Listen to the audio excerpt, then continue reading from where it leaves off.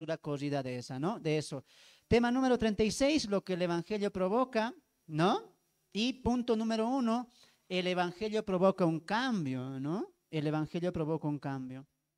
Ahora, es importante que entendamos que cuando Jesús asciende a los cielos y da la gran comisión a los discípulos, en especial a los 11, después se suma Matías, como vimos en el libro de los Hechos, después se suma mucha gente como Esteban, etcétera.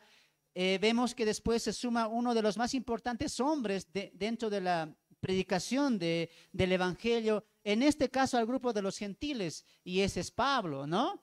Aunque aunque Jesús ha empezado con 11, después se sumaron más, luego vino Pablo, el mensaje fue el mismo, el Evangelio de Cristo. ¿Y qué significa eso? Que en Cristo hay perdón de pecados y la promesa de la resurrección. El Evangelio está continuando, está ganando, está avanzando. El Evangelio está procediendo. El Evangelio está conquistando no solamente continentes, el Evangelio está conquistando no solamente poblaciones, el Evangelio está conquistando a muchas personas, hermanos. Y así estamos viendo el comienzo de lo que ahora tenemos vigente, completo, la iglesia del Señor. Una iglesia conformada de puros gentiles. A esto es donde Dios quería llegar en su plan salvífico, levantar un pueblo, una iglesia de solamente hombres y mujeres gentiles, no judíos. Y ahí vemos la transición de hechos, ¿no? De judíos a gentiles, de la ley a la gracia, de judíos a cristianos, ¿no ve? Entonces nosotros no empezamos, nuestro padre Abraham, Isaac, no, ellos no son nuestros padres. Nosotros empezamos con un hombre llamado, ¿cuál era el primer gentil? Cornelio. Y en Hechos capítulo 13, en Antioquía, con Pablo y Bernabé predicando, por primera vez se les dice a esos discípulos cristianos. Así hemos arrancado nosotros, amados hermanos, ¿no? Un corazón como el de Cornelio que deseaba saber de Dios. Dios le mira a Cornelio y le presenta el evangelio por boca de Pedro, ¿no? Entonces, los judíos tuvieron un comienzo y nosotros también tuvimos un comienzo. En Hechos empezamos nosotros, como una iglesia gentil, donde Dios miró un pueblo gentil para su propia gloria, amados hermanos. Entonces el evangelio está continuando, el evangelio está procediendo. Y la pregunta es, amados hermanos, vemos en el libro de los Hechos, en los 28 capítulos, que el evangelio continúa en Jerusalén, en Samaria, en Judea y hasta lo último de la tierra, y se está cumpliendo. Se cumplió. El libro de los Hechos resalta cómo el evangelio ha vencido a la potestad de las tinieblas. Vemos cómo la palabra de Dios ha rugido más fuerte que la bulla del enemigo. La pregunta es, el día de hoy, 2024, en el siglo XXI, ¿el evangelio sigue extendiéndose, hermanos? ¿Sigue teniendo victoria el evangelio? ¿Qué dicen ustedes? Sí. Yo me convertí hace 8 años, ustedes se convirtieron hace 5, 10, 15 años y otros se están convirtiendo 1 año. El hermano Juan Carlos, ¿cuánto tiempo tiene de convertido? 5 meses. De manera que el evangelio sigue cambiando vidas, amados hermanos. El evangelio sigue procediendo, pero juntamente con el evangelio está también el enemigo, el adversario, queriendo derrumbar, destruir lo que el evangelio ha provocado. Y aunque el enemigo está yendo adelante con sus huestes de maldad, con sus potestades de las tinieblas, con el sistema de este mundo, la Biblia enseña algo, que en un futuro, Romanos 11, Cristo va a pisar la cabeza de Satanás delante de todos nosotros. De manera que el evangelio tiene un comienzo y ese comienzo es ascendente hasta el final. El evangelio va a vencer porque el evangelio es Cristo. Y Cristo va a gobernar al final todo el mundo. El evangelio está continuando. El evangelio cambia vidas, transforma vidas, amados hermanos. Muchas veces pensamos que la iglesia es para mejorar nuestra condición. Muchas veces pensamos que la iglesia me ayuda en mi problema sentimental. La iglesia me ayuda a no sé qué hacer los domingos y me iré a congregar. En la iglesia encuentro, no toman en la iglesia y yo ya no quiero dejar de tomar, miré a la iglesia por eso. No, el evangelio no es para mejorar al hombre, el evangelio cambia al hombre. El hombre no necesita mejorar su vida, necesita morir a esa vida, amados hermanos. Y el evangelio no mejora la vida del hombre, mata la vida del hombre para que Cristo viva en él. Ese es el evangelio. El evangelio transforma vidas, cambia el corazón, regenera la mente, renueva el espíritu. Eso es conocido como el nuevo nacimiento. Una vida nueva, un nacimiento nuevo con metas nuevas, con una vida distinta, con un pensamiento distinto, con prioridades distintas. De manera que el tema anterior, ¿cuál fue? El Espíritu Santo en la conversión. Si el Espíritu Santo no empieza algo, esa vida tarde o temprano va a caer. Porque quien la empezó fue Él. Y hemos visto constantemente casos, tú lo han visto, han experimentado, pastores que predicaban sana doctrina, que han caído en el pecado, hermanos que eran de la alabanza, que ahora están en el mundo. ¿Por qué pasa eso?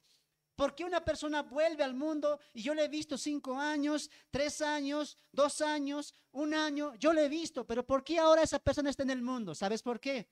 Porque su conversión o su cristiandad o su caminar de fe la empezó él y no Dios. Porque la Biblia dice en Filipenses 1:6, el que comenzó la buena obra, la perfeccionará.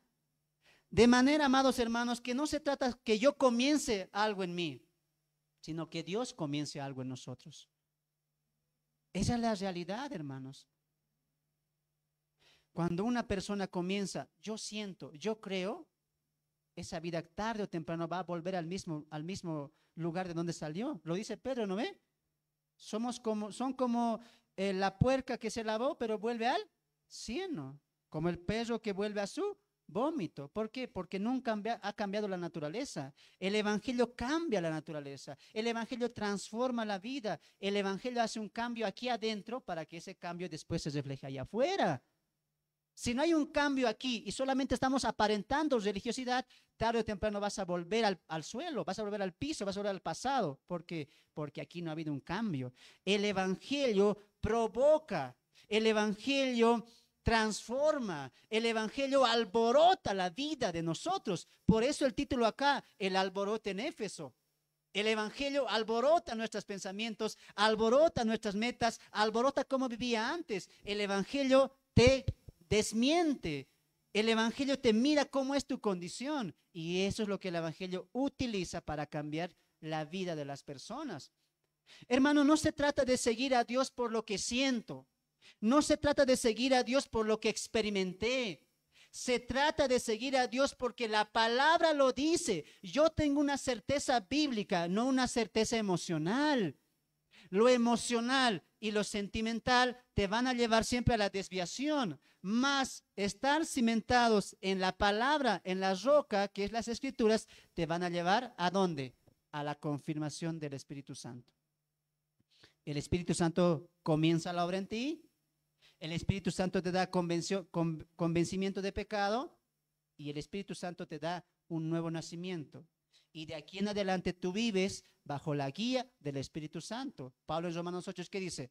Los que son de la carne son guiados ¿por quién? Por la carne. Más los que son del Espíritu son guiados por el Espíritu. De manera que hay dos fuerzas que impulsan al hombre. La carne o el Espíritu. Pero si es la carne, es mi emoción, es mi querer, es mi deseo y tarde o temprano estoy en el mundo. ¿Por qué? Porque tú empezaste esa obra.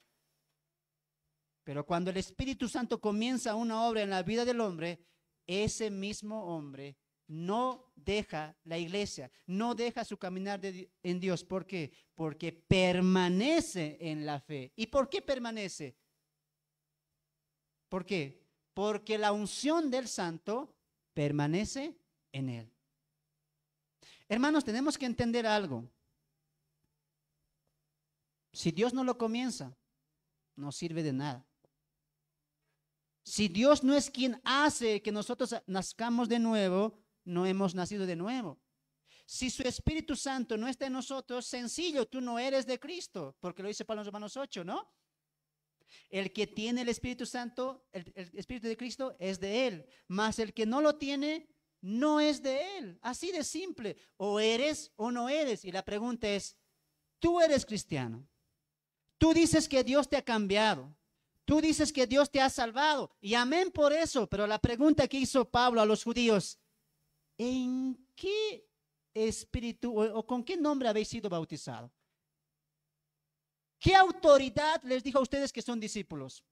Y ellos dijeron, Juan, bueno, Juan tenía una predicación, pero era básica. Ustedes tienen que ser bautizados en el poder del Espíritu Santo. Y la pregunta es para nosotros. Yo no les pregunto si son creyentes. Yo no les pregunto por su experiencia. Yo les pregunto hoy, como Pablo preguntaría, ¿han sido bautizados por el Espíritu Santo? Pero Pablo, ¿por qué es tan importante el Espíritu Santo? Simple, porque si no tienes el Espíritu Santo, tú comenzaste esta hora. Tú empezaste esta vida. Y si tú la comenzaste, tú la empezaste, déjame decirte algo, vas a ir al fracaso. Vas a ir al fracaso. Porque todo lo que el hombre comienza, acaba mal. Y todo lo que Dios empieza, va a la perfección. De manera que hay que entender eso. ¿Quién comienza la buena obra? Abre tu Biblia en Santiago, capítulo 1. Vamos a ver eso, algo importante. Santiago, capítulo 1, el medio hermano del Señor Jesús. Santiago, vamos a ver nuestras Biblias ahí. Santiago, capítulo 17. Santiago, capítulo 1, verso 17 al verso 18. Y quiero que pongas mucha atención a este texto. Santiago capítulo 1, verso 17 al verso 18. Muy bien. ¿Qué libro he dicho? Santiago, ¿no ve? Verso 17 al verso 18. Y pon mucha atención a este texto. Toda dádiva, toda buena dádiva y todo don perfecto, ¿de dónde desciende? De lo alto.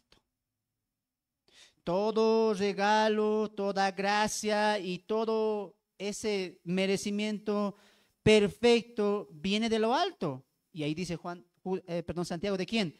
Del Padre de las luces, en el cual no hay mudanza, ni sombra de variación.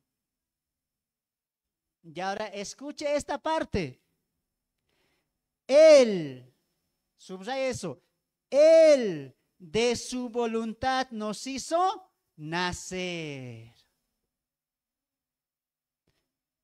Que nosotros hayamos nacido de nuevo, tenemos al Espíritu Santo. ¿De quién es la voluntad? ¿De quién? De Dios. Repitan todos, de Dios. Eso. Entonces, amados hermanos, no se trata de que, un día 13 de agosto del 2024, Fernando en su camita, mi mamá es cristiana, me da ganas de ser cristiano, así, quiero ser cristiano. No, no es voluntad de ustedes. Dice el texto que de su voluntad nos hizo nacer. Toda gracia o dádiva. ¿Y qué gracia hemos recibido? El perdón de pecados en Cristo Jesús. ¿Y Jesús de dónde vino? Del cielo. El más grande regalo del cielo, la dádiva que vino del cielo es Cristo. Y en su sangre tenemos perdón de pecados. Y el texto dice, esa gracia que vino del cielo, ese nuevo nacimiento que ustedes tienen, el texto dice, Él los dio. Y ahora preguntemos al carácter de Dios. Dios, ¿tú puedes cambiar eso? Y el texto dice, en Él no hay mudanza ni sombra de variación. Dios no cambia. Si Dios te ha obsequiado la salvación, si Dios te ha hecho nacer de nuevo por su voluntad, Dios dice, ¿sabes qué? Yo te protejo. Yo no cambio, yo no muto, porque irrevocables son los llamamientos y los dones que Dios da. Nadie puede cambiar eso. Y eso, amados hermanos, es un fuerte motivo para agradecer y glorificar a Dios constantemente, hermanos. La salvación no se pierde. ¿Por qué? Porque Él me la dio.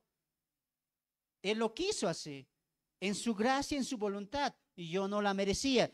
Él me la dio, y Él dice, como yo te la di, yo hago que permanezca en ti, y yo hago que tú permanezcas en mí.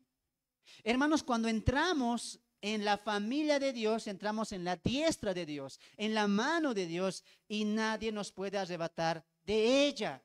Sé que muchas veces nosotros estamos tristes, afligidos porque pecamos, porque no oramos, porque tenemos una tentación constante en nuestra mente y a veces lo hacemos. Hermanos, aquí en la iglesia no venimos los santos o los perfectos o los sin mancha, los sin arruga, no. Aquí venimos los imperfectos para que la palabra nos perfeccione constantemente. No nos sentimos perfectos. Sabemos que fallamos constantemente. Pero sabemos que en Dios, en su infinita gracia, no nos saca de su diestra, porque la palabra que nos transformó es la palabra que nos irá perfeccionando poco a poco, a poco, a poco. ¿Y quién hace eso? Dios. ¿Tú te puedes santificar? No, es Dios quien hace esa obra en ti. Y cuando nosotros caemos o resbalamos de su diestra, amados hermanos, caemos aún en su gracia. Y eso es lo hermoso, hermanos. Tú tienes que entender que cuando caemos, no caemos en el mundo, en la suciedad, en la inmundicia.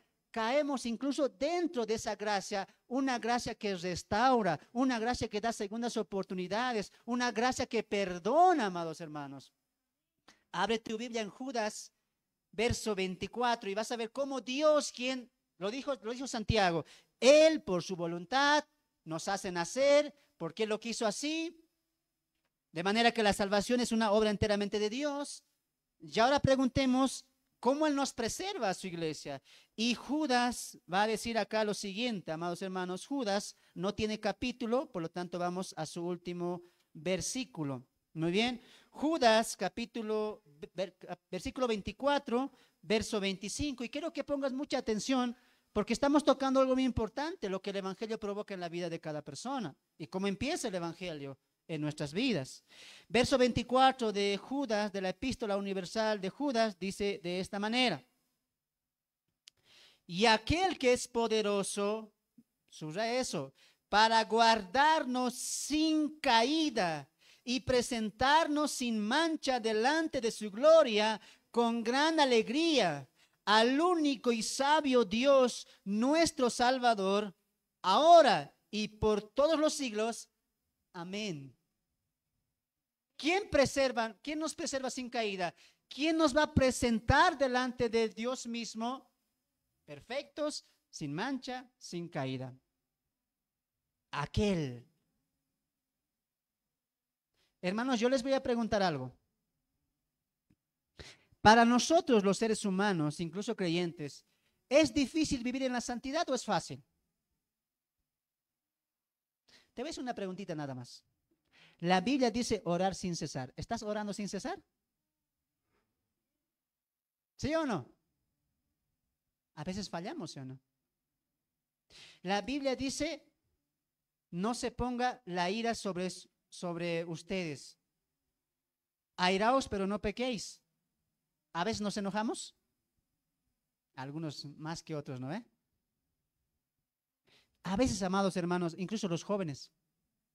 Jóvenes, ¿acaso a veces no te da ganas o estás en el minibús, escuchas una música, esta música sí llama la atención? ¿Ve? Somos imperfectos. Pensamos cosas, deseamos cosas y a veces hacemos cosas que no son de acuerdo con la voluntad de Dios. ¿Sí o no? ¿O aquí hay algún perfecto? Levante la mano y espéreme a la salida, voy a hablar con él. Tal vez ya es un ángel, ¿no ve? Somos seres imperfectos. Y la pregunta es, tu santificación no te la está dejando a ti, porque para ti es imposible. Él va a hacer esa obra en ti. Y el texto dice, tú no eres poderoso, yo soy poderoso.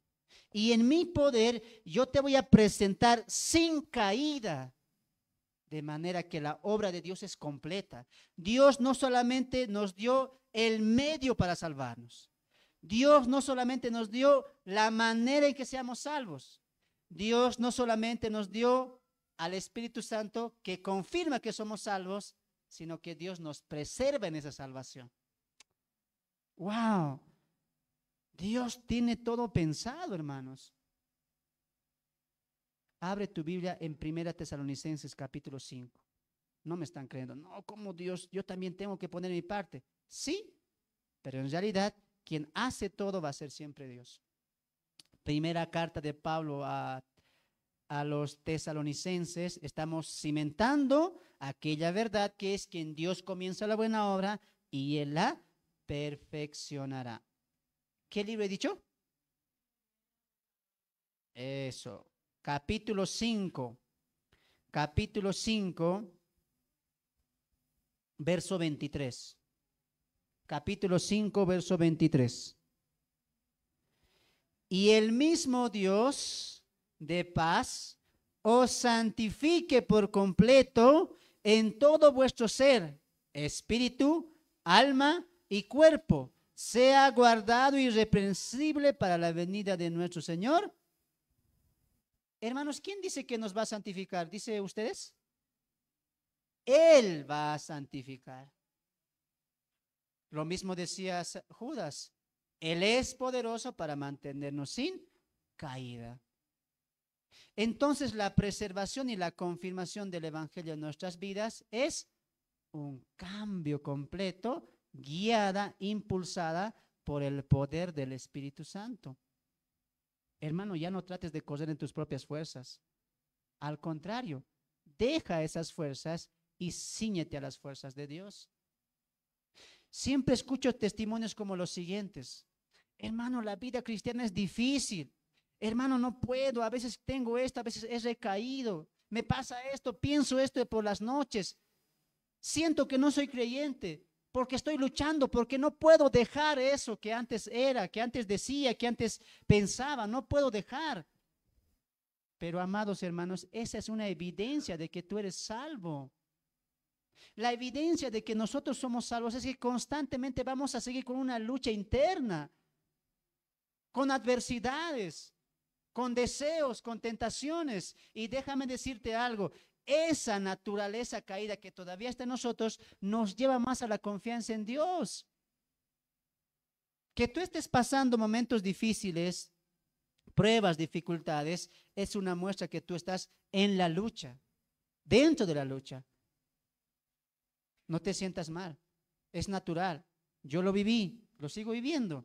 Hay luchas, hay batallas. Hasta Pablo lo vivió. Pablo, ¿qué dijo? Lo que quiero, eso no hago. Y lo que quiero hacer, lo que no quiero hacer, eso hago. Pablo vivió en esa lucha y nos toca a nosotros vivir en esa lucha. Pero esa lucha es una demostración de que hemos cambiado a diferente reino, que el Evangelio ha surtido efecto. Es eficaz, amados hermanos. Ahora, entendiendo que Dios comienza la nueva vida, que Dios preserva la nueva vida, que Dios es el quien da la vida, la nueva vida, hay que entender qué pasa en la vida del hombre. Hemos visto el carácter de Dios. Él dio la salvación, Él da el Evangelio, Él preserva la vida. Amén, gloria a Dios, porque tú no cambias, tú no mutas. Tú lo que das, lo retienes, lo mantienes, tú no te equivocas. Amén, gloria sea al Señor. Pero veamos el carácter del hombre ahora. ¿Cómo tiene que ser el comportamiento del hombre cuando nace una nueva vida? ¿Qué es lo que el Evangelio provoca en la vida del hombre? Y esencialmente el Evangelio provoca un cambio de vida. Hechos capítulo 19. Hechos capítulo 19. Y Pablo predicó el Evangelio, como ya el hermano Nelson resumió excelentemente en la mañana, tocando 3 puntos importantes del Espíritu Santo. Pero mira lo que pasó en el capítulo 19, verso 17. Después que vieron la predicación, la confirmación de la predicación, 19:17 de Hechos dice de esta manera: y esto fue notorio a todos los que habitaban en Éfeso, así judíos como griegos, y tuvieron temor de ellos. ¿Y era qué cosa? Magnificado el nombre del Señor Jesús. Y muchos de los que habían creído venían, ¿qué cosa? Confesando y dando cuenta de sus malos hechos. Asimismo, muchos de los que habían practicado la magia, ¿qué han hecho? Trajeron sus libros y los quemaron delante de todos. Y hecha la cuenta de su precio, hallaron que eran 50,000 piezas de plata. Y alguien hizo un cálculo, ¿saben cuánto era? Casi $50,000 en pérdidas. El Evangelio cambia vidas. Antes que Pablo llegara a Éfeso, judíos vivían su religiosidad.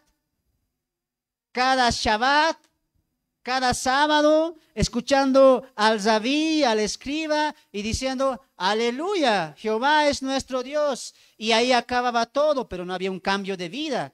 Había una reunión cada sábado, pero no había un cambio de vida completamente. Había una alabanza a Dios en un templo, pero no había una alabanza a Dios fuera del templo. Así vivían los judíos religiosamente, estrictamente, dentro de su templo, dentro de su nación.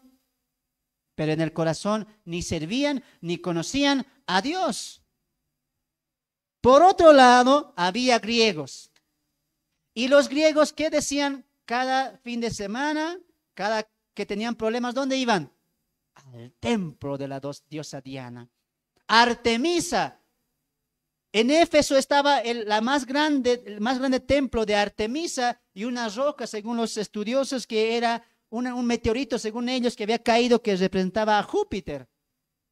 Entonces, el pueblo de Éfeso no solamente era dado a la idolatría, sino que amaba la hechicería, amaba los conjuros. Ahora entiendes por qué aquí los judíos se habían entremezclado. Porque los hijos de... Esa es la manera en que uno se convierte, escuchando el Evangelio y mirando las cosas que el Espíritu Santo hace en la persona. Y la gente que dice, creyó y magnificó. Otra palabra para magnificar, ¿cuál sería? ¿Ya? ¿Qué más? ¿Alguna vez ustedes han magnificado algo? ¿Mm? Magnificar es proclamar el nombre de Jesús. ¿Por qué la gente proclama? Porque recuerda lo que pasó anterior, ¿no? El demonio que le ha dicho, a Pablo conozco y a Jesús conozco, pero ¿y quién eres tú? Entonces se estaba resaltando algo importante, no la persona de Pablo, sino la persona de Jesús. Y la gente va, ¿qué cosa? Magnificando el nombre de ¿quién? Del Señor Jesús, no de Pablo. Ellos no dicen, wow, milagro, qué impresionante, don de lenguas, demonios salidos. No, ellos dicen, wow, realmente, verdaderamente, el nombre del Señor Jesús tiene poder. Y esa es una verdad. Ahora, como resultado de esa obra, de ese poder, bajo ese nombre Jesús, mira lo que pasa a continuación. Asimismo, muchos de los que habían practicado la magia, ¿qué han hecho? Quememos todo. Esto que practiqué por muchos años no sirve. Es mentira. Es insulso, es inútil, no sirve de nada. Me doy cuenta que todo lo que hice era contra Dios. Los griegos que adoraban a Diana, que eran idólatras, que eran hechiceros, que se compraban libros caros se compraban para hacer hechicería. ¿Qué hicieron? Sus libros los quemaron, su pensamiento fue cambiado. ¿Y qué dice? Crecían poderosamente en la palabra de Dios. Cuando el Evangelio llega, provoca un cambio. Un cambio. Lo hizo en ellos. Cambió su vida completamente, definitivamente. Tanto que a través de esta iglesia en Éfeso se abre camino a las 6 iglesias de Asia Menor. Laodicea, Esmirna, Tiatira, Pérgamo, fueron alcanzadas por el Evangelio. Demetrio, ¿no? ¿Quién va a acusar a Pablo? El Evangelio está avanzando. El Evangelio está continuando. El Evangelio está cambiando vidas. Cambió de ellos, cambió a muchas personas. El Evangelio cambió a Pablo. El Evangelio cambió a un tal Priscila y Aquila. El Evangelio cambió a Timoteo. Cambió a los efesios. Hermanos, no es difícil cambiar para nosotros. Es imposible cambiar para nosotros. Pero para Dios no es imposible. Lo que para ti es imposible, para Dios no. No lo es. Por eso es importante que entendamos que sea Él quien cambie nuestras vidas. Que sea Él quien controle nuestras vidas. Que sea Él quien fortalezca nuestras vidas. Los judíos y los griegos en Éfeso habían cambiado de vida. En el instante. No necesitamos más. Pablo, predicaste. Pablo, sanaste. ¿Sabes qué? No queremos saber más. Ya entendimos, ya comprendimos. Y me imagino él a su amigo, hey, tú tienes un libro de hechicería, no, ven, quémalo. Y la gente miraba eso y la gente se convertía y traía sus sus libros de hechicería, traía sus conjuros, traía sus pensamientos, sí, ardía en el fuego. Y tanto dinero se ha echado a perder. La gente invertía por su idolatría. La gente invertía por su bienestar. La gente invertía por su propia conveniencia. Y eso es lo que Dios hace. Hermanos, amados hermanos, el evangelio no hace tener, no hace querer más. El evangelio hace soltar cosas. Eso es un cambio de vida. El evangelio de la prosperidad, ¿qué te dice? Ten más bendición, ten más prosperidad, ten más dinero, ten más salud, ten más felicidad. No, el evangelio cristocéntrico suelta esas cosas. Mi felicidad, mi bendición, mi prosperidad no interesan. ¿Por qué? Porque he encontrado la gracia en Cristo Jesús y estoy satisfecho no en lo que tengo, sino en lo que estoy soltando. El evangelio no trae, el evangelio suelta. Suelta nuestros sueños, nuestros pensamientos, nuestra confianza en terceros o en segundos o en personas. Hermanos, para que el evangelio haga una eficacia en tu vida, el yo tiene que morir. Y Dios dice, ¿tú quieres que te transforme? ¿Tú quieres que yo te camine en nueva vida? Es más, ¿tú quieres vivir una vida nueva? Sí, Señor, quiero cumplir tu voluntad. Requisito número 1, ese yo tiene que morir. Porque con el yo controlando tu vida, yo no puedo controlar tu vida también. O la controlas tú o la controlo yo. El Espíritu Santo y Dios en la salvación cambia la vida completamente. ¿Se imaginan? ¿Cuánta inversión? No les importó porque entendieron la verdad. Y después de eso, cambio de vida. Se arrepintieron, dice. Hicimos mal. Nos equivocamos. Y el arrepentimiento no solamente es llorar. ¿No ven? El arrepentimiento no solamente decir, Señor, perdóname. El arrepentimiento en la Biblia es un cambio de vida, cambio de dirección. Arrepentimiento no es llorar, arrepentimiento es cambiar. Ahora, ¿por qué es importante que entendamos este cambio? Porque ellos vivían una vida inútil, vana, perdida, no sirve en nada. Y de eso el Evangelio les ha rescatado, como a nosotros. Abre tu Biblia en 1 Pedro capítulo 1, verso 18, y quiero que escuches lo que el Evangelio hace en la vida del creyente, cómo el Evangelio provoca un cambio en la vida, cómo el Evangelio cambió la perspectiva y la mirada de los efesios. Y quiero también que entiendas con este texto que el Evangelio ha hecho un cambio también en nuestras vidas. 1 Pedro capítulo 1, verso 18, 1 Pedro capítulo 1, verso 18, y quiero que entiendan esto. Mira cómo empieza el texto. Sabiendo que fuisteis rescatados de vuestra vana manera de vivir, la cual recibisteis de vuestros padres, no con cosas corruptibles como oro o plata, sino con la sangre preciosa de Cristo, como de un cordero sin mancha y sin contaminación. El verso 18 empieza, saben ustedes, sabiendo esto, no dice sintiendo. No, saben esto, es una verdad, es algo que ustedes entienden. ¿Y qué tenemos que entender? Que el Evangelio les ha rescatado de una, ¿qué dice esa palabra? Vana. ¿Qué entienden por vana? Absurda, no tiene provecho, está vacía, no tiene sentido. Y mucha gente vive en esa mentira ahí afuera. Mucha gente como los de Éfeso vivimos o viven una mentira en sus casas y fuera de sus casas. La gente piensa que tiene una meta, que tiene un propósito y que está haciendo alguien en esta vida. Y Dios dice, ¿sabes qué? Para ellos tal vez, pero para mí no. Tu vida no tiene sentido, no tiene provecho, está vacía, tu vida es absurda. ¿Y por qué? Porque no me tienes a mí. Si me tuvieras a mí, tu vida no sería vana, sería provechosa, sería eficaz.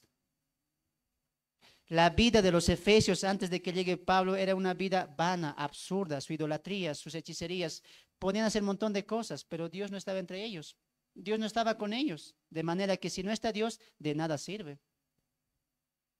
La vida de donde Dios nos ha rescatado era vana, sin sentido. Ahora sí, nuestra vida tiene sentido.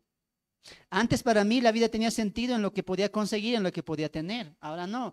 Hoy mi vida tiene un sentido y el sentido es vivir a Cristo. Lo dijo Pablo. Ya no vivo yo, mas Cristo vive en mí. Y todo lo que tuve antes, fariseísmo, tenía la nación de la nacionalidad de Israel, de la tribu de Benjamín. En cuanto a la ley, yo era irreprochable, todas esas cosas lo tenía. Y Pablo, ¿qué dice? Para mí todo eso ya es basura, porque yo quiero conocer a Cristo y el poder de su resurrección. Eso es lo que yo quiero experimentar.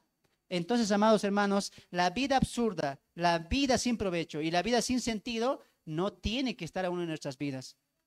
Ahora tenemos que vivir con un sentido, con un propósito. Y el propósito es siempre tener la imagen y semejanza de Cristo y vivir para Él. Romanos capítulo 6, verso 4. Romanos capítulo 6, verso 4. El texto va a ser claro. Hemos muerto a esa vida o al poder del pecado, pero el resultado, ¿qué tiene que ser? O el propósito, ¿cuál tiene que ser? Romanos capítulo 6, verso 4. Mira. Porque somos sepultados juntamente con Él para muerte por el bautismo, a fin de que como Cristo resucitó de los muertos, por la gloria de Dios el Padre, así también nosotros andemos en vida eterna, no, en vida nueva, nuevita, diferente. Hermanos, la gente camina o vive su vida por lo que él piensa, por cómo él razona, por cómo ve la vida. Para la gente de afuera, que estábamos nosotros ahí también, lo importante es lo económico. Lo importante es acumular más. La gente vive afuera en sus propios razonamientos. Y la Biblia dice que ese razonamiento está entenebrecido, está oscuro. En nosotros es diferente porque ha venido la luz del Evangelio en nuestras vidas. Y cuando el Evangelio viene, hermanos, la Biblia dice que tenemos la mente ¿de quién? La mente de Cristo. Y si tenemos la mente de Cristo, ¿cómo tenemos que vivir la vida? De diferente manera. Un cambio tiene que haber. Un resultado, un fruto. Eso tiene que ser evidente. El texto dice, así también nosotros andemos en vida nueva. No podemos andar en el pasado. No podemos pensar en el pasado. Tu vida ha cambiado de diferente manera. El Evangelio provoca un cambio de vida y el cambio empieza siempre con el arrepentimiento. Si ha habido un genuino arrepentimiento, va a haber un cambio. Y si no, no va a haber un cambio. El Evangelio cambió la vida de los efesios y espero que haya cambiado la vida de ustedes también. Pienso distinto. Hablo distinto. Me comporto de distinta manera. ¿Porque yo he hecho un cambio? No. Dios lo hizo en mí. Dios obró en mí. Y si hoy me ves de distinta manera es porque Dios está trabajando en mi vida. Y Dios quiere trabajar en tu vida también, como en ellos. Hay un comienzo, pero hay que seguir en ese proceso. Hay un inicio, pero hay que seguir en ese proceso. Hermanos, Dios quiere cambiarnos, Dios quiere amoldarnos, pero muchas veces nosotros no damos eso. ¿Sabes por qué Dios cambió la vida de los efesios? Porque ellos dejaron todo, echaron todo, quemaron todo. Queremos algo diferente. Ya no Diana, ya no estas hechicerías, algo diferente. Y su vida cambió. Hermanos, la vida nueva o el cambio de vida no es un milagro. No es que Dios tiene una varita mágica, te cambia de vida, es un proceso constante. Pero para que ese proceso tenga eficacia, primeramente tenemos que soltar y seguir soltando. Mientras más sueltes y más te hagas de Cristo, más vas a crecer en tu vida cristiana. Mientras menos sueltes, más te aferres, menos vas a madurar. Muy bien. Entonces es importante que entendamos que el Evangelio provoca un cambio de vida. Volvemos a Hechos capítulo 19. Hechos capítulo 19 y vamos a entrar al texto que vimos el día de hoy, ¿no? Hechos capítulo 19, verso 23, ¿no? Hubo por aquel tiempo un disturbio no pequeño, disturbio no pequeño acerca del camino. Porque un platero llamado Demetrio, que hacía de plata templecillos de Diana, daba no pocas ganancias a los artífices, y a los cuales, reunidos con los obreros del mismo oficio, dijo: varones, sabéis que de este oficio obtenemos nuestra riqueza, pero veis y oís que este Pablo, no solamente en Éfeso, sino en casi toda Asia, ha apartado a mucha gente con persuasiones, diciendo que no son dioses los que hacen con las manos. Y no solamente hay peligro de que nuestro negocio venga a descreditarse, sino también que el templo de la gran diosa Diana sea estimada en nada y comience a ser destruida la majestad de aquel a quien venera toda Asia y el mundo entero. El Evangelio devela la mentira de la idolatría. Yo pienso que Dios y Lucas, escribiendo esto, nos deja entender cómo la idolatría es tan arraigada en la vida de la persona, en la vida del pueblo mismo. Diana era la diosa que protegía a la ciudad de Éfeso. Tenía un coliseo que albergaba casi 50,000 personas. Tenía un templo famoso de Diana, más grande que el templo de Atena en Corinto. Y la gente venía ahí a comprar, ¿qué dice? Estatuillas, ¿no? Un mini templito que hacía este hombre llamado Demetrio, ¿no? ¿De qué lo hacía? De plata. El Evangelio ha continuado, pero Demetrio se da cuenta de algo. No hay dinero, no hay ganancias. Porque el Evangelio ha develado la mentira de la idolatría. El Evangelio ha ganado con su verdad la mentira en la cual vivían los efesios. ¿Cómo vivían ellos? Adorando a una diosa Diana. Y la adoración de diosa Diana era similar a la adoración de Corinto. Hacían fiestas paganas, había mujeres sacerdotisas que tenían constantemente fiestas paganas y también sexuales en tiempos importantes.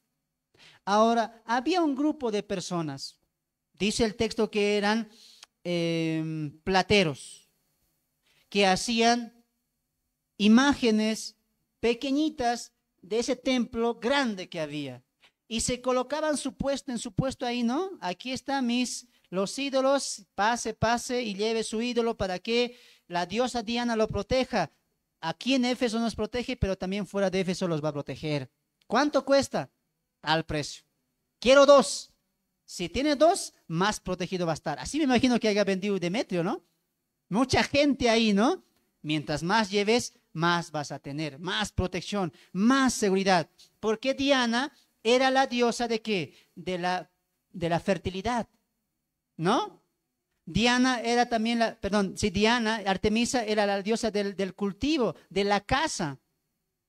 Entonces tenía muchos simbolismos o bendiciones que entre comillas, se recibía de esta diosa Diana. Ahora entiendes la gran cantidad de dinero que hacía Demetrio y sus obreros. Pero pasa el tiempo y dice, reúne a todos.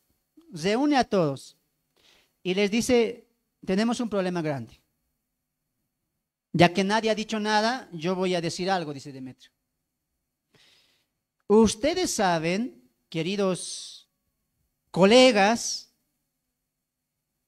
que de este negocio nosotros obtenemos nuestras riquezas.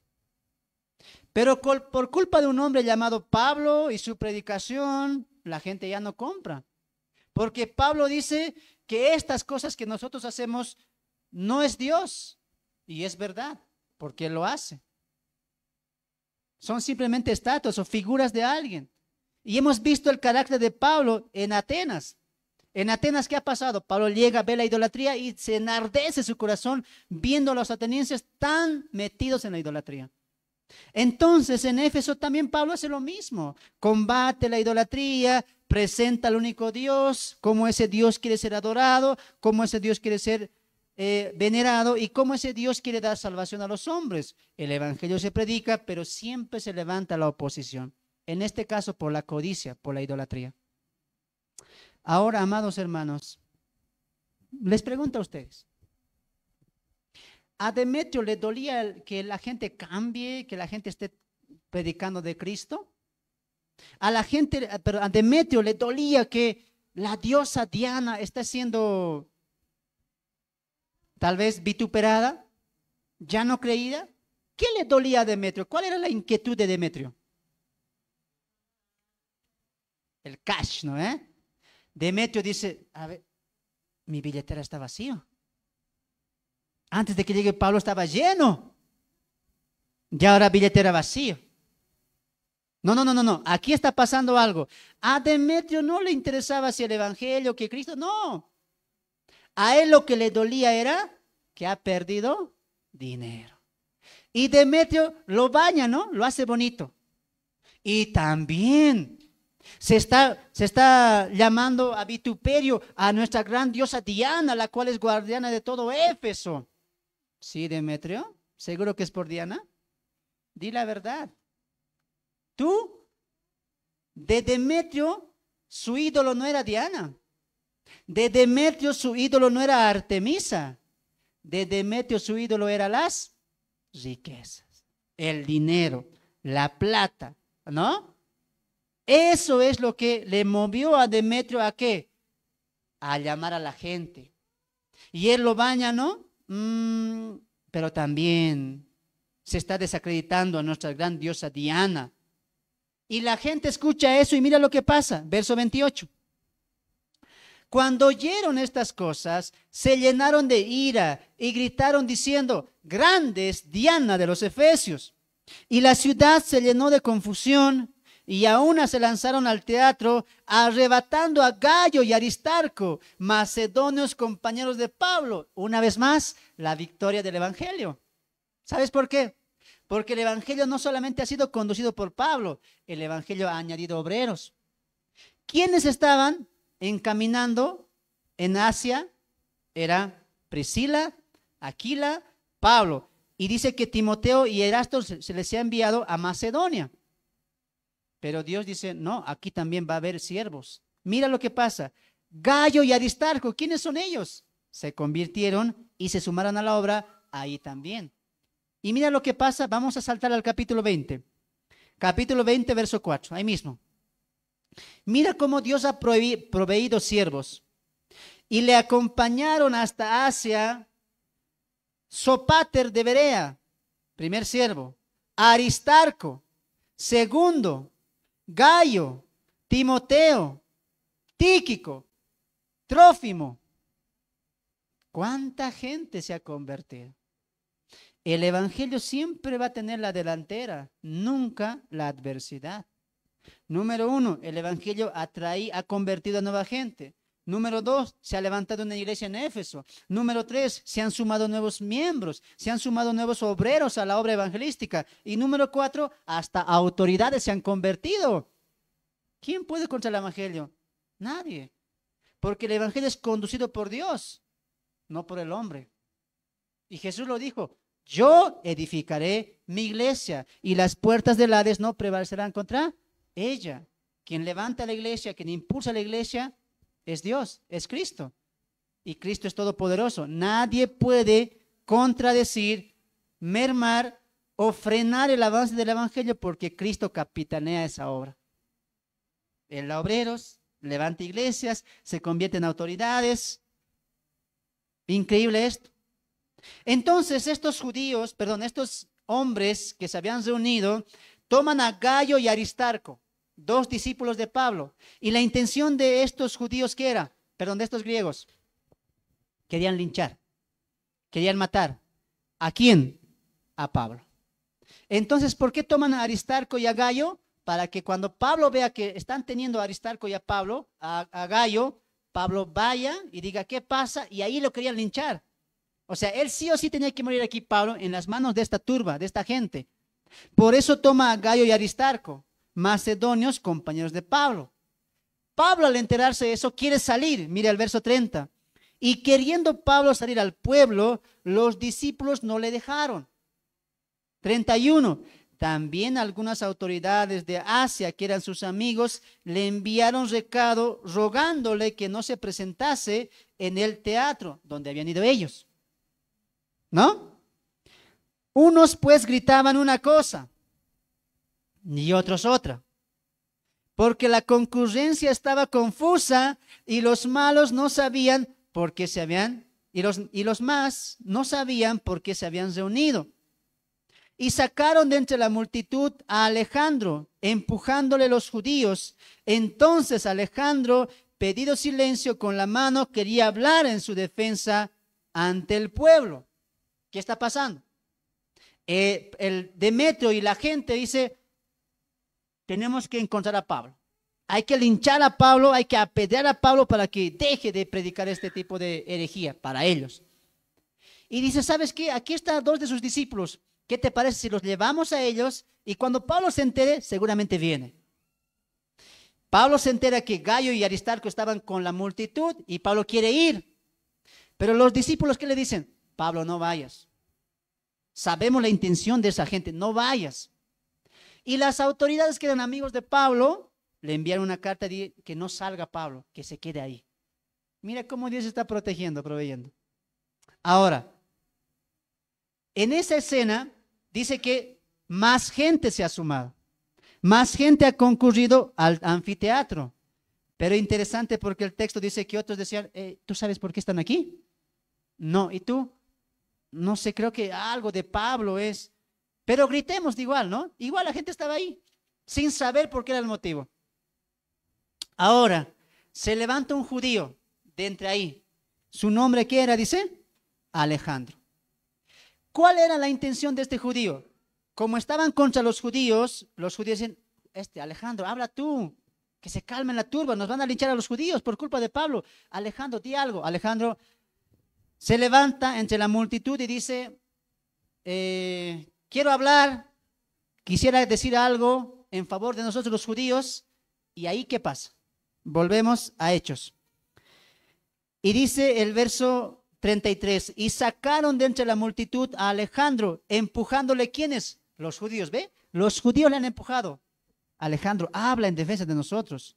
Entonces Alejandro, pedido silencio con la mano, quería hablar en su defensa ante el pueblo. Pero mira lo que pasa. Pero cuando le conocieron que era judío, todos a una voz gritaron casi por 2 horas. Grande es Diana de los Efesios. ¿Te imaginas eso, hermano? 2 horas. ¿Qué estaban gritando? Grande es Diana de los Efesios. ¿Alguien aquí podríamos gritar así 2 horas?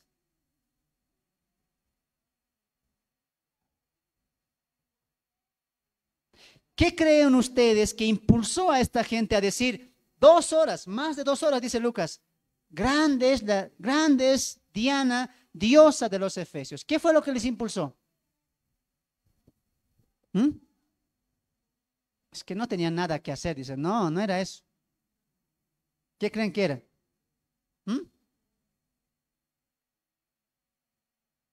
Estaban sacando cara de su diosa. Estaban sacando ese orgullo que ellos tenían por ese templo hermoso que ellos tenían de esta diosa Diana o Artemisa. Hermanos, vemos aquí algo importante. La voz que siempre va a resaltar es la voz del Evangelio. El enemigo puede gritar por 2 horas, hasta 3 horas. Pero cuando Dios habla, eso, amados hermanos, ruge. Es superior al grito del enemigo. Esta gente quería aplacar el Evangelio con su gran diosa Diana, pero al revés, Dios aplacó a su diosa Diana con el poder y el Evangelio de Cristo. Nada puede superar. El enemigo puede gritar por 2 horas, pero el Evangelio sigue rugiendo por más de 2000 años, hermanos. Diana ya no existe más. Solamente es una historia, un cuento griego, un cuento bonito que se ha trasladado a historias, a fantasías, a dibujos animados. Pero Diana, la cual era tan venerada, la cual compraban sus imágenes, ya no existe más. Simple, sencillo.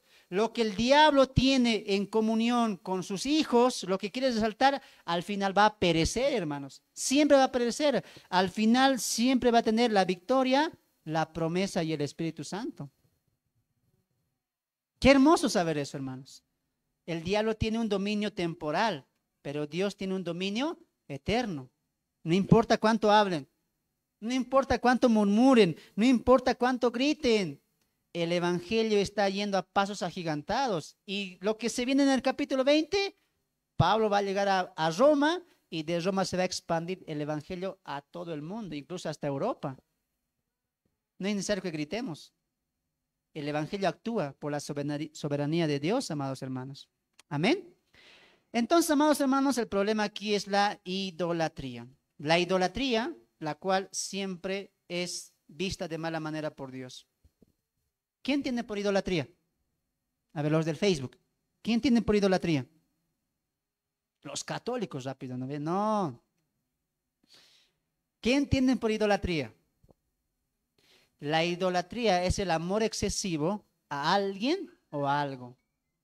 Es poner a alguien o algo por encima de quien en este caso sería Dios. La idolatría es abrazar una mentira. Los efesios habían abrazado una mentira, ¿no? Ahora, traeremos esto a la aplicación para finalizar. Tal vez nosotros no compramos estatuillas, ¿no ve? Tal vez nosotros no estamos, mira mi templo así. No tenemos esas cosas. Muchos de nosotros no tenemos un ídolo de estatua en nuestras casas. Muchos de nosotros no veneramos a un Dios en un templo, ¿no? Pero tenemos otro tipo de idolatría. Otro tipo de idolatría. Amados hermanos, la idolatría está en un ídolo. Eso ya no, muchos ya no tenemos, ya no creemos. O aquí alguien tiene un ídolo, no creo, ¿no ve? No, ya no tenemos eso. Pero, amados hermanos, hay también idolatría en el corazón. Hay idolatría en el corazón, de la cual hay que cuidarse. Pablo en Corintios dice, hermanos, huid de la idolatría. Abre tu Biblia en 1 Samuel capítulo 15, verso 23. Mira lo que el profeta Samuel va a decir a este hombre llamado, se me fue el nombre. ¿Cuál era el nombre del primer rey?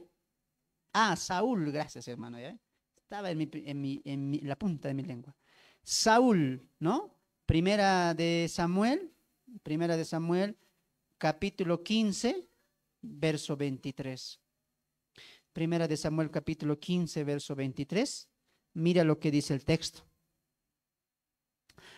Saúl tenía que ir a derribar y derrotar al rey Amalek y tenía que destruir todo, pero él no hace eso, ¿no? Se queda con algunos botines, con algunos premios, e incluso le perdona la vida al rey y posteriormente lo mata, ¿no? Pero ese no fue el plan de Dios. Pero mira lo que pasa el 23. Porque como pecado de adivinación es la rebelión, y como ídolos e idolatría, la obstinación.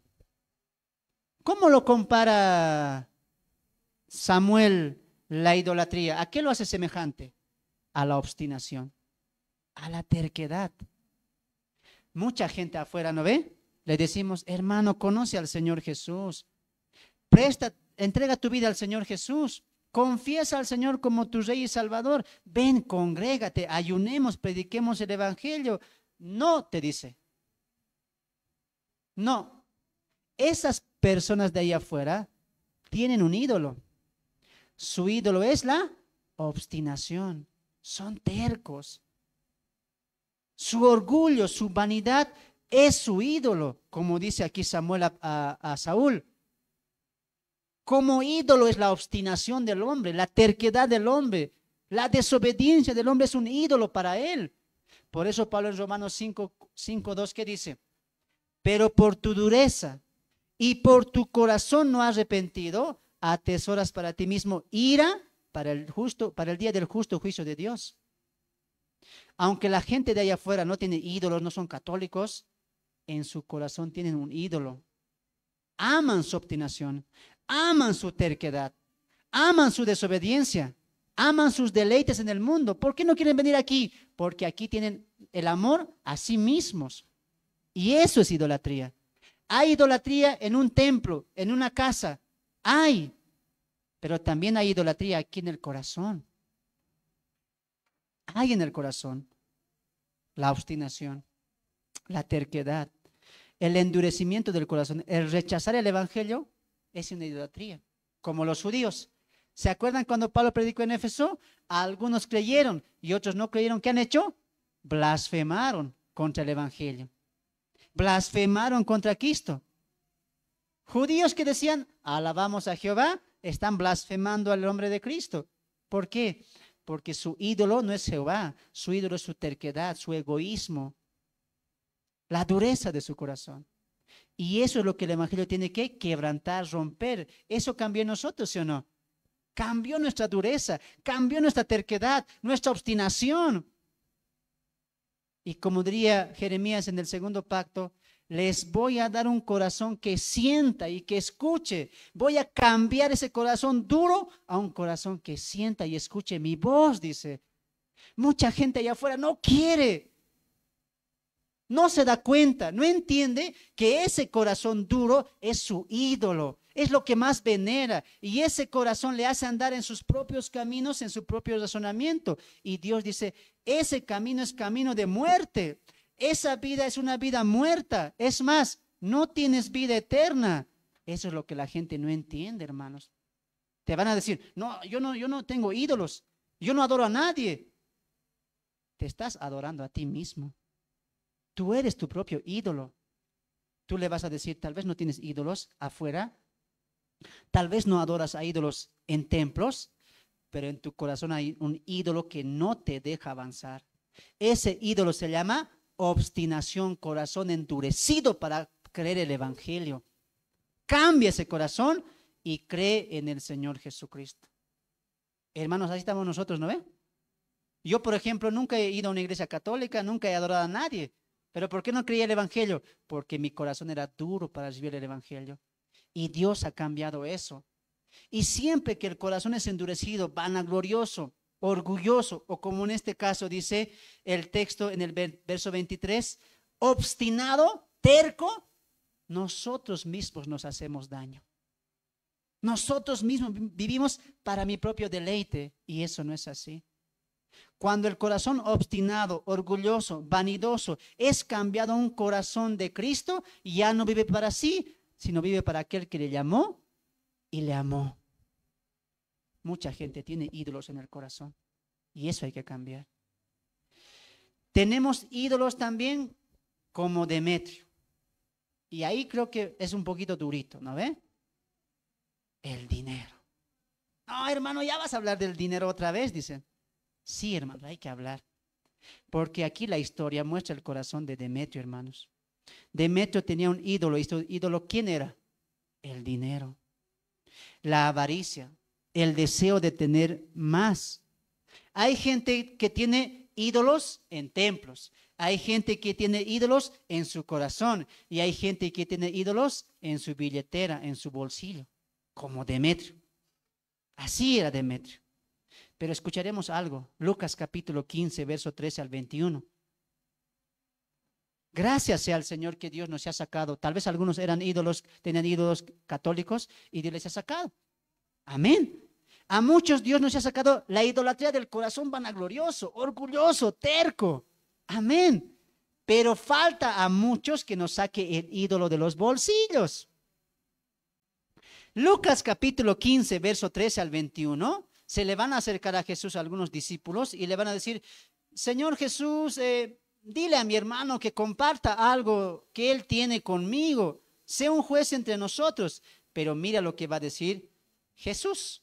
Lucas capítulo 15, verso 13 al 21. Lucas capítulo 15, verso 13 al 21. Lucas capítulo 15, verso 13 al 21.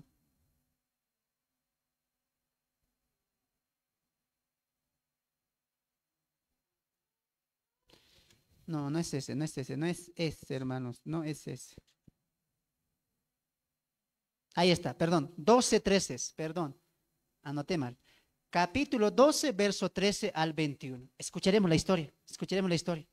Mira, le dijo uno de la multitud: Maestro, di a mi hermano que comparta conmigo la herencia. Mas él le dijo: Hombre, ¿quién me ha puesto sobre vosotros como juez o participador? Y les dijo: Mirad y guardaos de toda avaricia, porque la vida del hombre no consiste en la abundancia de los bienes que posee. También les refirió una parábola diciendo: la heredad de un hombre rico había producido mucho. Y él pensaba dentro de sí diciendo: ¿qué haré? Porque no tengo dónde guardar mis frutos. Y dijo: esto haré: derribaré mi granero y los edificaré mayores. Y allí guardaré todos mis frutos y mis bienes. Y diré a mi alma: alma mía, muchos bienes tienes, guardados para muchos años. Repósate, come, bebe, regocíjate. Pero Dios le dijo: necio, esta noche vienen a pedir tu alma, y lo que has provisto, ¿de quién será? Así es el que hace para sí tesoros y no es rico para con Dios. Hermanos, la avaricia es idolatría. ¿Qué es avaricia? Tacaño. ¿No ve? ¿Qué más? Mezquino. Avaricia. Hermano, el pobre no es avaro. El rico es avaro. El rico quiere más, más, más. El pobre no. El pobre también es avaro. Porque avaro es ser mezquino, aferrarse a lo que tiene, no soltar lo que tiene. ¿Se acuerdan de un caso de avaricia en Hechos capítulo 5? Ananías y Zafira, ¿no ve? Ananías, Zafira, hemos vendido este terreno a 15,000 tantos. Ahora, ¿qué hacemos? ¿Qué opinas tu esposo? ¿Qué tal si nos bajamos la mitad? Y la mitad le damos a los apóstoles. ¿Qué te parece? Muy bien. ¿Y cómo ha visto Dios eso? ¿Qué ha hecho Dios en cuanto a eso? Los ha matado. La avaricia siempre es idolatría, hermanos. Idolatría es amar más aquello y poner tu confianza en eso. Y en este caso, este hombre, el cual cuenta Jesús, ¿dónde había colocado su mirada? Mira lo que dice Jesús. El hombre que entiende, perdón, el sentido de la vida del hombre no es poseer bienes, sino despojarse de los bienes para aferrarse a la riqueza de Cristo. Despojarse de la avaricia es algo muy importante. El dinero no tiene que ser algo primordial en nosotros, porque Jesús dice: cualquier rato puedes morir, y lo que tienes, ¿de quién va a ser? Muchos de nosotros hemos perdido mucho tiempo en el trabajo, en las riquezas. Que ya no sea así, hermanos. Tienes que librarte de ese ídolo. Tienes que librarte de ese ídolo que está en tu bolsillo, que se llama bolivianos, ¿no ve? No ustedes, sino el dinero, pues el dinero, ¿no ve? El cafecito, ¿no ve? 200, el rojito, el 100, ¿no ve? Grave nos alegra, ¿no ve? Cuando llega en tu billetera ves 200, el cafecito, ahora sí, ¿qué hago? Dice. Hermano, escuche lo que voy a decir. El punto para el cristiano no es si tienes dinero o no. El punto es cómo estás gastando tu dinero, cómo estás invirtiendo, cómo estás tú siendo un responsable con la administración que Dios te está dando en tu trabajo o en tu economía. Muy bien. Cuidado que les pase como el joven rico. ¿Se acuerdan de ese joven? Vino un joven rico y dice, Jesús estaba caminando y le adoró, se arrodilló: maestro bueno, ¿qué haré para tener la vida eterna? Le dice, ¿no ve? ¿Y qué dice Jesús? Pero tú sabes, guarda los mandamientos, honra a tu padre y a tu madre, no hurtes, no cometas esto. ¿Y él, qué responde el joven rico? Todo eso ya lo he cumplido desde mi niñez. Ahí nomás Jesús, ¿qué le tenía que decir? Mentiroso, ¿no? Está mintiendo. Está mintiendo. No ha guardado todo. porque al guardar la ley te llevaba al corazón de la ley, y el corazón de la ley era amar a Dios por sobre todas las cosas, y él no lo amaba. Y Jesús le dice, ya, para demostrarte que tú no has guardado toda la ley, una cosa te falta para que seas perfecto. ¿Qué le ha dicho? Vende todo lo que tú tienes y dáselo a los pobres para que tengas riqueza en el reino de los cielos. Y el joven ha mirado atrás, ha mirado a Cristo, ha mirado atrás, ha mirado a Cristo y se ha quedado mirando atrás porque ¿qué tenía? Muchas riquezas. ¿Y qué ha hecho? Media vuelta, se ha ido triste. ¿Y Jesús qué ha dicho? Discípulos míos, les digo algo. Es difícil para un rico entrar al reino de los cielos. ¿Y los discípulos qué han dicho? Mucho es esto. Entonces, ¿quién va a ser salvo? ¿Quién puede ser salvo si todos vivimos con dinero, trabajamos por el dinero y el dinero compra nuestras cosas? ¿Quién puede ser salvo entonces? Y Jesús dijo, para el hombre esto es imposible, mas para Dios nada es imposible. Hermanos, si en tu corazón hay el querer aferrarse al dinero, tienes un problema. Hay un problema en tu corazón. Y tú le bañas, ¿no ve? Como Demetrio. No, es que, ¿para qué voy a dar si no hay diezmos? En el Nuevo Testamento no hay diezmos. Me salvé porque yo gano 3,000. Diezmo, ¿cuánto me hubiera costado? ¿Ve? Como Demetrio somos a veces. Queremos maquillar nuestra idolatría. Demetrio, ¿qué dijo? No hay dinero, pero están contra nuestra diosa Diana. Alabemos a Diana. Mentiroso. Tu ídolo no es Diana, tu ídolo es tu dinero. Solo que estás maquillando eso. Así somos a veces nosotros, hermanos. No hay diezmo, hermanos. No. Diezmo no. Así que tengo 10 bolivianos. Ahí nomás. ¿Y si hubiera diezmo, darían? Hay iglesias que dan diezmo, hermanos. Pero no lo hacen por obligación. Lo hacen con libertad de conciencia, hermanos. Hermanos, hermanos, la ley ha pasado, en la ley era esto, ahora mejor es la gracia. En la ley eran sacrificios, ahora la perfección de Cristo. En la ley era sacerdote Aarón, ahora tenemos a Cristo. Siempre decimos eso, hermanos. El pacto de la ley era bajo y el pacto nuevo es mucho alto. Hermanos, en el pacto antiguo se daba el diezmo. Ahora, ¿cuánto más tendríamos que dar si es superior? Mucho más. Mucho más para la obra de Cristo, hermanos. Si te cuesta como el joven rico dejar, hay un problema en tu corazón. Arréglalo con Cristo. Voy a finalizar con el siguiente texto. Abre tu Biblia en primera carta de Pablo a los Corintios, capítulo 8, verso 1 al 5, y con eso vamos a finalizar. Primera carta del apóstol Pablo a Corinto, capítulo 8, verso 1 al 5.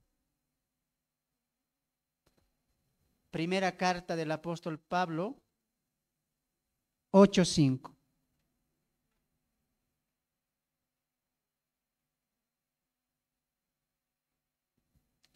A ver, vamos ahí. Primera carta del apóstol Pablo.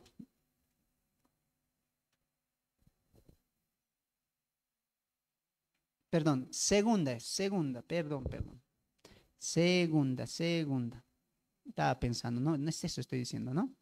Segunda Corintios capítulo 8, verso 1 al verso 5. ¿Ya? ¿Lo han encontrado? Ahora quiero que presten atención, hermanos, a cómo Pablo va a abundar este tema. Lo voy a leer en la traducción lenguaje actual para que sea mejor comprensible. Solamente escuchen. Hermanos míos, queremos contarles cómo Dios ha mostrado su amor y su bondad a las iglesias de la región de Macedonia. Estas iglesias han pasado por muchas dificultades, pero están muy felices, gozosos. Son muy pobres, pero han dado ofrendas como si fueran ricos.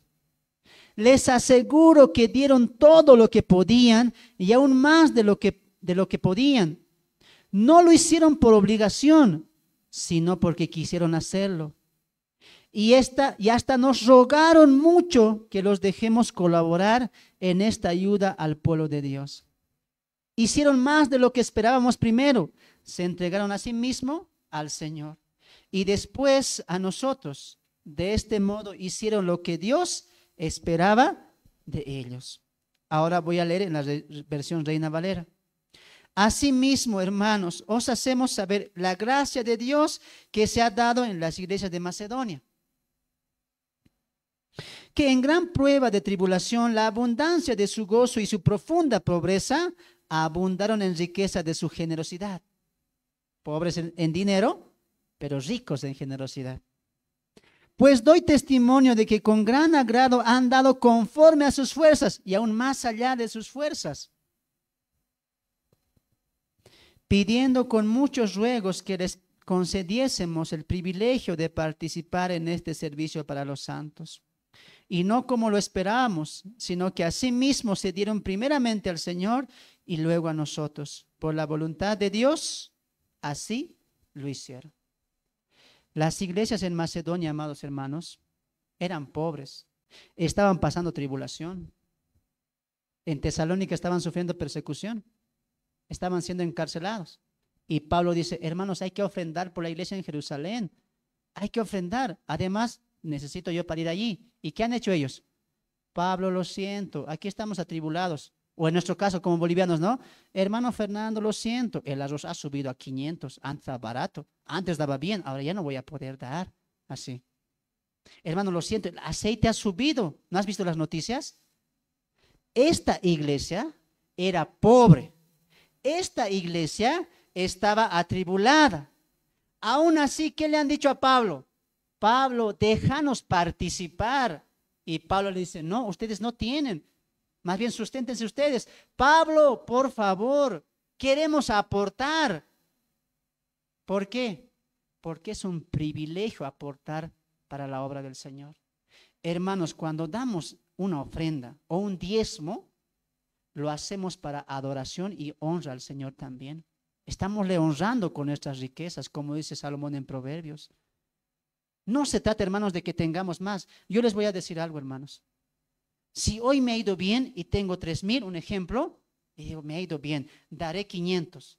Pero me ha ido mal, daré menos. Hermano, estás tú mirando el dar a Dios según lo que tú prosperas, según lo que tú tienes. Tú tienes que dar a Dios porque es un privilegio honrar con nuestros bienes. No seas como Demetrio, camuflas, pero en realidad te duele, te cuesta, te duele sacar. Hermanos, les voy a decir algo. El dinero siempre es un tema importante en la vida, más que el infierno, hermanos. El problema más grande dentro de la iglesia, dentro de los cristianos, son dos. ¿Cuáles creen que son? De lo que la Biblia habla más habla. Cuidado de esto, cuidado de esto. A Dios no le gusta esto. Son dos temas importantes. Número uno, los chismes. Lo que más quebranta, derriba o merma la iglesia son los chismes, las malas habladurías, la lengua suelta. Y número dos, hermanos, siempre es el dinero, hermanos. Siempre es así. Por eso Pablo en Timoteo dice, cuidado con el dinero porque es raíz de todo mal, porque muchos amando esto se han desviado de la sincera y el verdadero evangelio. Yo quiero decirte lo siguiente, amado hermano, para finalizar. ¿Tú vives por el dinero o tú vives para Cristo? Y no siempre, amado hermano, va a ser una bendición lo económico. Tengan mucho cuidado, mucho cuidado. Uno dice, hermano Fernando, Dios me ha bendecido. Así, hermano, ¿cómo? Me han aumentado el sueldo. Un mejor trabajo he encontrado. ¿Dónde? Me tengo que ir de aquí a tal lugar. Dios debe querer que provea a mi familia. ¿Tú piensas que Dios quiere que te apartes de la iglesia, de la congregación, del estudio bíblico? Eso no quiere.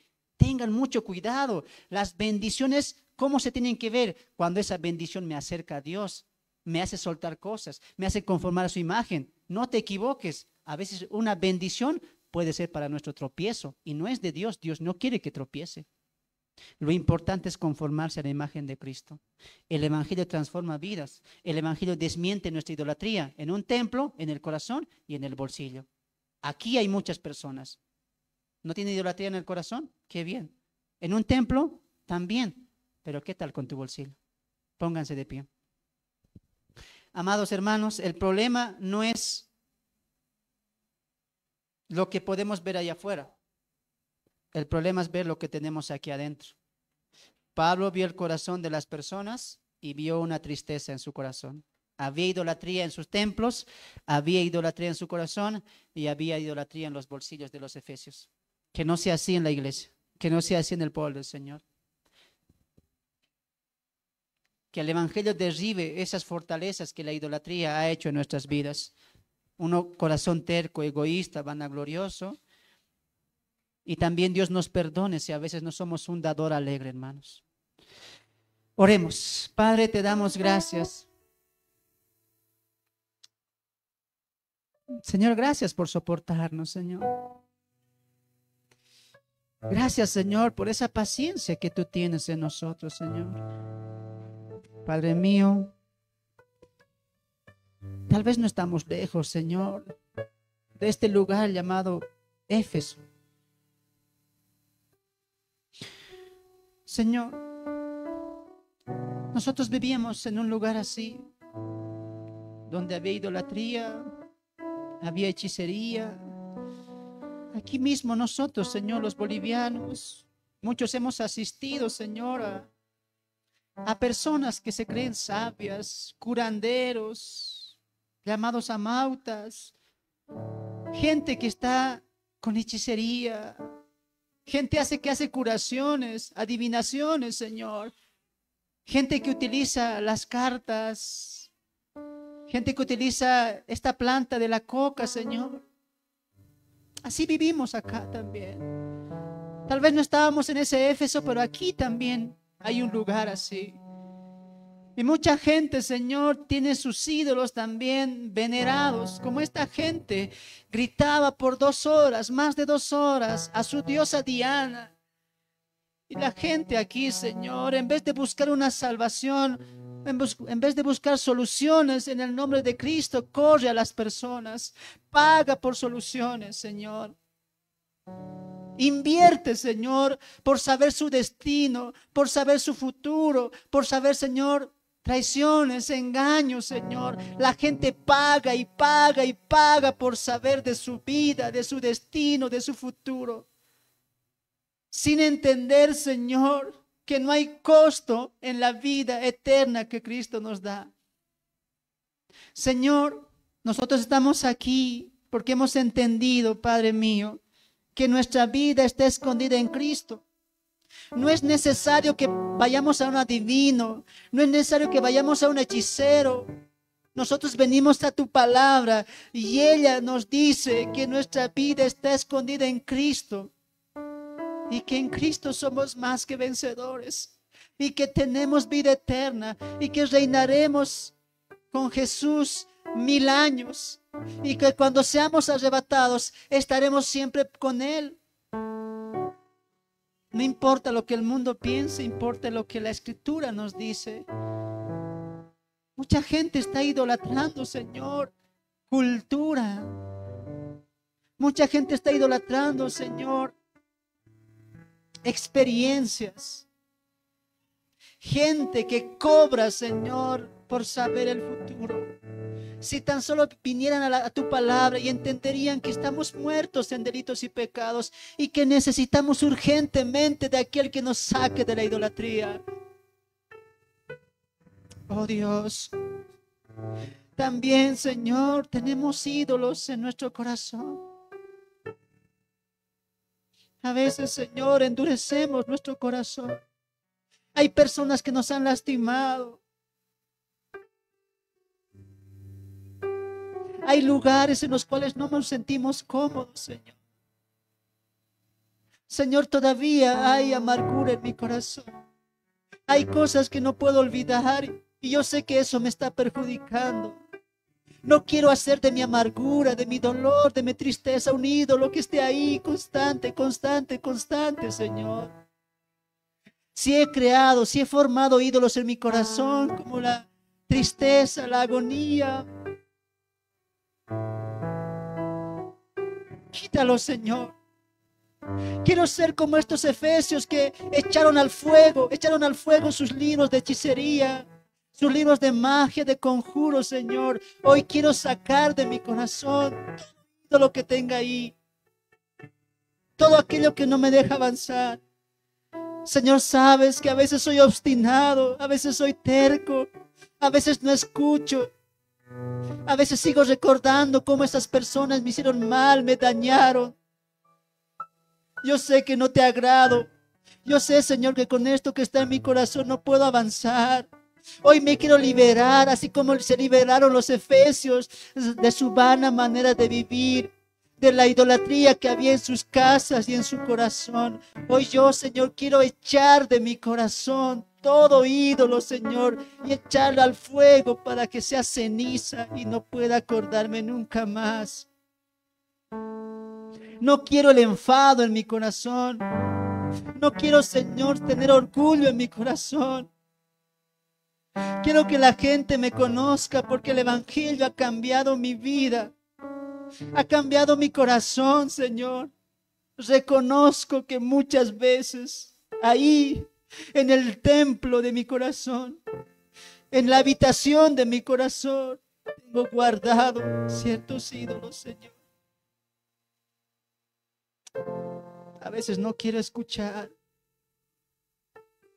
Siempre quiero tener la razón, Señor. Siempre quiero ganar cualquier discusión. Tal vez, Señor, sin darme cuenta he hecho un ídolo en mi corazón. Hoy perdono, Señor. Ya no más, Señor. Hoy perdono a toda aquella persona que me ha hecho daño. Hoy perdono, Señor, toda situación, todo momento que ha marcado mi vida. Ya no más. Una vida nueva es la que tú me has dado. Las cosas viejas han pasado, ya no quiero acordarme más. De aquí en adelante quiero seguir con gozo en mi corazón, con paz en mi corazón, con alegría en mi corazón. Y aquello que recuerde una y otra vez no sea lo que viví antes, sino lo que tengo ahora. Te tengo a ti, tengo una iglesia, tengo hermanos en la fe. Puedo trabajar por tu nombre, por tu causa. Tengo vida para servirte, para dártela a ti. No permitas que mi corazón contienda aún con tu voluntad. Padre mío, también te pido, Señor. Es un tema muy difícil. Muchas veces nos cuesta escuchar eso, Señor. El dinero, muchas veces, Señor, es algo necesario, pero lo hacemos vital, cuando no es vital, Señor. Ese trabajo que tú me has dado, ese oficio que yo puedo hacer, tú has proveído eso, Señor. Y a veces, Señor, no soy agradecido, Señor. A veces, Señor, gasto más en mí que en mi preparación para tu obra. Gasto más en mis placeres, en mis deleites, en mis necesidades personales, más que en mi necesidad espiritual. Yo quiero administrar bien tu dinero, el dinero que tú haces caer en mi mano. Señor, muchas veces, Señor, ni siquiera agradezco, Señor, por el dinero del día. No agradezco, gasto a mi antojo, Señor. Estos hermanos de Macedonia, Señor, en su pobreza, en su enfermedad, en su tribulación, aún así han dado, como esa viuda dio lo último, Señor. A veces me olvido, Señor, que tú proveerás, que en ti está mi satisfacción. Señor, tengo un problema, Señor. No quiero soltar, me cuesta soltar. El problema no es la iglesia, el problema no es la predicación. El problema soy yo, Señor. A veces pienso que yo lo gané, que me esforcé, que me sacrifiqué. Pero en realidad tú me has dado vida, Señor. Si algo puedo hacer con mis manos es porque tú me has dado, Señor, eso. Si tengo un trabajo, tengo un negocio, tengo una movilidad, tú me lo has dado, Señor. No soy agradecido. Perdóname, Señor. Señor, Tal vez tengo un ídolo ahí en mis bolsillos. Tal vez tengo un ídolo, Señor, de papel. Tú conoces mi corazón. Tú conoces mi corazón.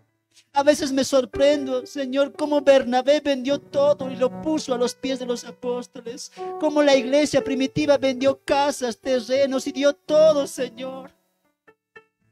¿Qué me pasa, Señor? ¿Qué me pasa?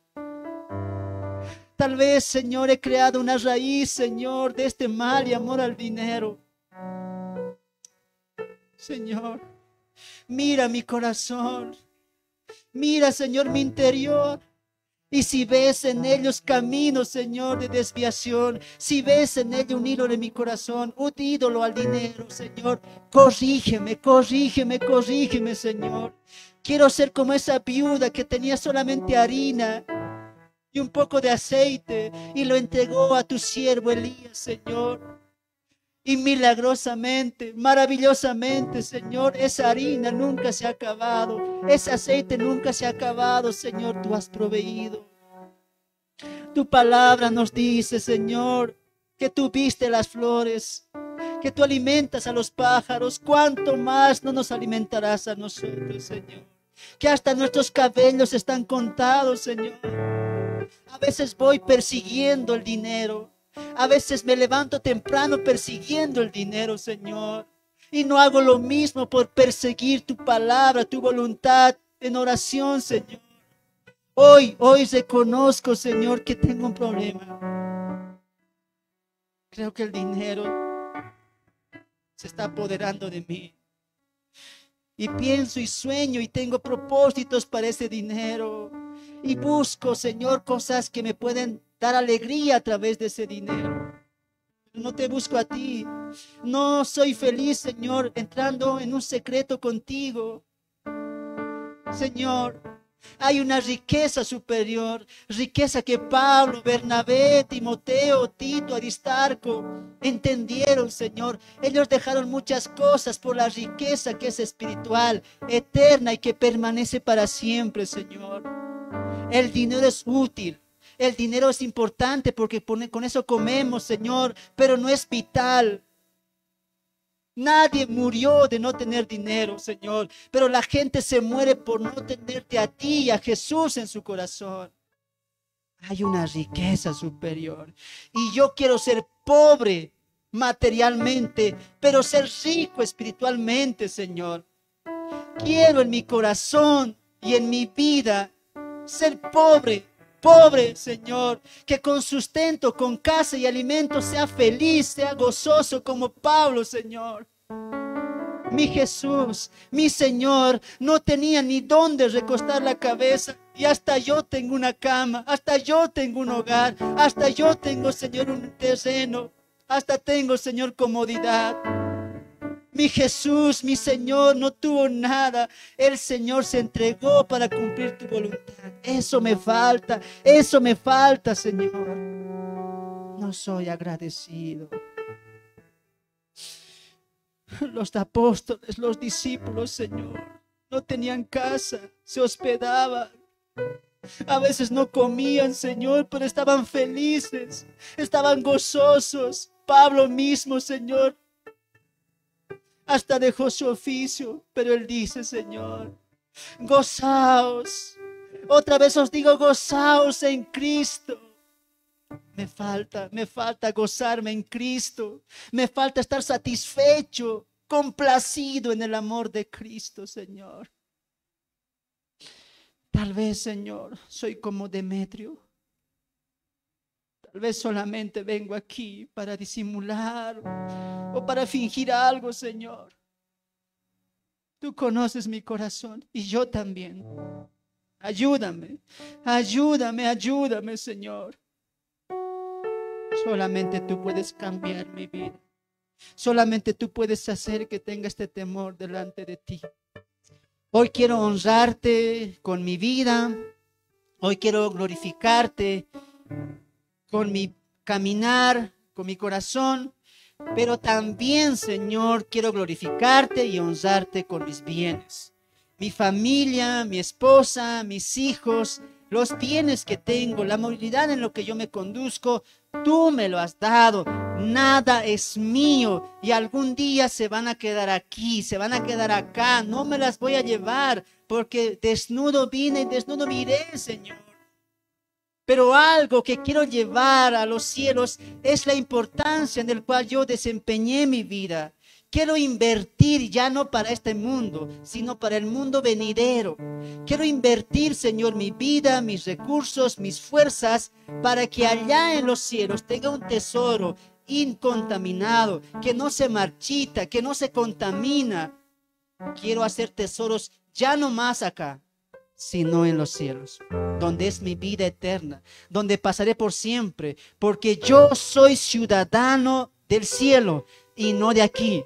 Por lo tanto, quiero ponerme en meta, trabajar no por aquí, porque aquí no es mi mundo, aquí no es mi vida, aquí no es el lugar de donde yo nací. Yo nací del cielo y allí está, Señor, mi herencia, mi ciudad, mi ciudadanía. Y hoy quiero rendirme a ti y decirte, Padre mío, que aquí está un servidor tuyo, aquí está un trabajador, una trabajadora tuya. He aquí un siervo tuyo, Señor. Quiero trabajar por donde yo viviré eternamente.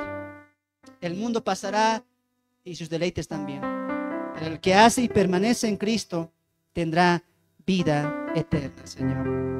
Gracias, Padre mío, por haber librado de esta idolatría de mi vida, y de aquí en adelante quiero vivir y servirte solamente a ti. Señor, estos favores te pido en el nombre bendito de tu Hijo amado Jesús. Él comenzó la buena obra y Él la perfeccionará. En su santo nombre hemos orado.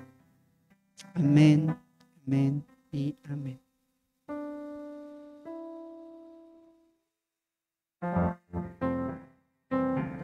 Amén, amados hermanos, que Dios bendiga sus vidas. Voy a devolver la dirección ahí adelante.